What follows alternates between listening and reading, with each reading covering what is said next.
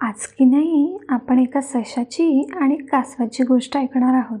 एका जंगलामध्ये तळ्याकाठी एक कासव राहत होतं. त्याच्याकडे शेतसुद्धा होतं बरं का. ते रोज आपल्या शेतामध्ये काम करायचं. एके दिवशी कासव आपल्या शेतामध्ये गाजराची रोपं लावत होतं. त्यावेळेस पाणी पिण्यासाठी ससा तळ्याकाठी आला. त्याला तिथं पाहून कासव म्हणाला, अरे सशा, तुला गाजरं खायला खूप आवडतात ना? मग तू गाजराची शेती करायला मला मदत का नाही करत? आपण दोघं मिळून गाजराची शेती करू आणि सगळी गाजरं अर्धी अर्धी वाटून घेऊ.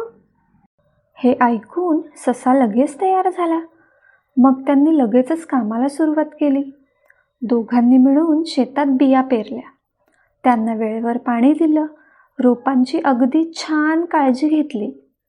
पण हे सगळं करत असताना कासवाच्या अजिबातच लक्षात आलं नाही की ससा सगळ्या कामांची सुरुवात तर अगदी उत्साहाने करायचा, पण थोडा वेळ गेला की आळसापोटी ती कामं तशीच टाकून झाडाखाली जाऊन झोपी जायचा. आणि बिचारा कासव मात्र हळूहळू का होईना पण सगळी कामं न थांबता एकट्यानेच पूर्ण करायचं.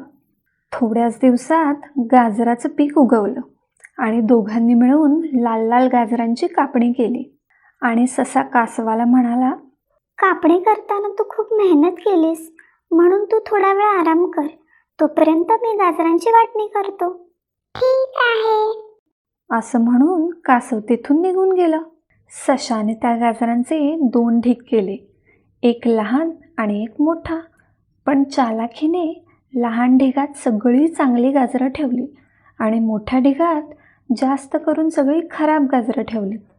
थोड्या वेळाने कासव तिथं आलं आणि 2 असमान गाजराचे ढीग बघून म्हणालं, अरे तू हे काय केलंस? आपण तर गाजराच्या समान वाटण्या करणार होतो ना? मग गाजराचा एक ढीग लहान आणि एक ढीग मोठा का? यावर ससा म्हणाला, अरे हा लहान ढीग माझ्यासाठी आहे. हे शेत तुझं आहे आणि तू कष्टसुद्धा जास्त केलेस, म्हणून हा मोठा ढीग तू घे. हे सगळं त्या तळ्यात राहणारा एक बेडूक पाहत होता. त्याने कासवाला आपल्या जवळ बोलावलं आणि तो म्हणाला, अरे कासवा, तू इतका कसा काय भोळा? इतके दिवस मी बघतोय शेतातली सगळी कामं तू करतोयस आणि ससा नुसता कामाची सुरुवात करून दिवसभर झाडाखाली झोपून जातो. आत्ता सुद्धा तो तुला फसवतोय. कासव म्हणाला, ते कसं काय? जास्त गाजरं तर तो मलाच देतोय ना? हो, पण सगळी चांगली गाजरं स्वतः ठेवून सगळी खराब गाजरं तुला देतोय ना? बेडकाने सांगितलं. मग कासवाने नीट पाहिलं तर ही गोष्ट त्याच्याही लक्षात आली. एवढ्यात बेडूक परत म्हणाला, चल अद्दल घडवूया त्याला चांगलीच. आणि ते दोघे सशाजवळ गेले. बेडूक सशाला म्हणाला, अरे सशा, तू इतका चपळ आहेस, किती जोरात धावतोस. मग तुला जास्त ताकदीची गरज असते ना, म्हणून तू हा जास्त गाजरा असलेला मोठा ढीग घे आणि कासव हा लहान ढीग घेईल. ससा म्हणाला, नाही नाही, असं कसं? हे शेत कासवाचं आहे, मग हा गाजरांचा मोठा ढीग कासव घेईल. लगेच कासव म्हणाला, बेडूक बरोबर म्हणतोय. तुला धावण्यासाठी जास्त ताकद लागते, म्हणून तूच मोठा ढीग घे. आणि ससा पुन्हा नाही म्हणाला. आता या दोघांना आपला डाव चांगलाच कळलाय हे सशाच्या लक्षात आलं आणि तो बेडूक आणि कासवाशी चक्क भांडू लागला. हा वाद वाढत असलेला पाहून बेडूक म्हणाला, थांबा, यावर माझ्याकडे एक उपाय आहे. आपण शर्यत लावू. तुमच्यापैकी जो कोणी या तळ्याला फेरी मारून इथे पहिल्यांदा येईल त्यालाच या रसरशीत गाजरांचा लहान ढीग मिळेल. हे ऐकून ससा भलताच आनंदी झाला आणि लगेच हो म्हणाला. पण कासव म्हणाला, हे कसं शक्य आहे? ससा इतक्या जोरात पळतो, मग शर्यत पण तोच जिंकणार ना? शर्यत नको, आपण दुसरं काहीतरी करू. ससा काही बोलणार त्याआधीच बेडूक म्हणालं, दुसरं काही नाही, आपण शर्यतच करू. कारण बेडकाला कासवावर पूर्ण विश्वास होता आणि हेही माहीत होतं की ससा किती आळशी आहे ते. मग बेडकाने सशाला आणि कासवाला एका दगडापाशी उभं केलं आणि म्हणाला, मी 3 म्हणाल्यावरती शर्यत सुरू होईल आणि जो कोणी या तळ्याला फेरी मारून या दगडाजवळ पहिल्यांदा पोहोचेल तोच शर्यत जिंकेल आणि त्यालाच या लहान गाजरांचा ढीग मिळेल. 1, 2, 3. आणि शर्यत सुरू झाली. ससा लांबच लांब उड्या मारत पळू लागला आणि कासवसुद्धा आपल्या गतीने पुढे जाऊ लागलं. लवकरच सशाने तळ्याचं दुसरं टोक गाठलं आणि त्याने मागे वळून पाहिलं तर त्याला कासव दिसत पण नव्हतं. ते इतक्या मागं होतं अजून.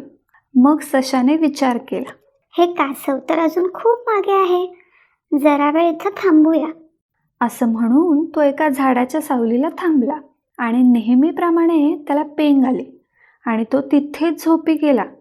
इतक्यात हळूहळू कासव त्या झाडाजवळ आलं. त्याने सशाला झोपलेलं पाहिलं तरी ते तिथे न थांबता पुढे चालत राहिलं. थोड्या वेळाने सशाला जाग आली आणि त्याने मागे पाहिले. कासव न दिसल्यामुळे ससा हसत म्हणाला, काय हे कासव, मी झोपून उठलो तरी हे दिसत सुद्धा नाहीये, अजून हे इतक्या मागे आहे. कशाला उगाच शर्यत करायचा खटाटोप, नाहीतर शर्यत मीच जिंकणार आहे. माझ्यापेक्षा जास्त जोरात कोण पळू शकतं का या जंगलात. आणि गर्वाने मस्त उड्या मारत मारत त्या दगडापाशी आला आणि पाहतो तर काय, कासव आधीच त्या दगडापर्यंत पोहोचलं होतं. हे कसं झालं? त्याला काही कळेच ना. त्याची ही अवस्था पाहून बेडूक म्हणाला, मी सांगतो काय झालं आणि कसं झालं ते. मी खूप दिवस पाहतोय की तू खूप आळशी आहेस आणि दिवसभर झोपा काढतोस आणि कासव बिचारा न थांबता एकटाच सगळी कामं पूर्ण करतं ते. आणि म्हणूनच मी ही शर्यत लावली आणि सवयीप्रमाणे तू आत्ताही झोपी गेलास आणि कासव मात्र न थांबता पुढे जात राहिलं आणि म्हणूनच ही शर्यत जिंकू शकलो.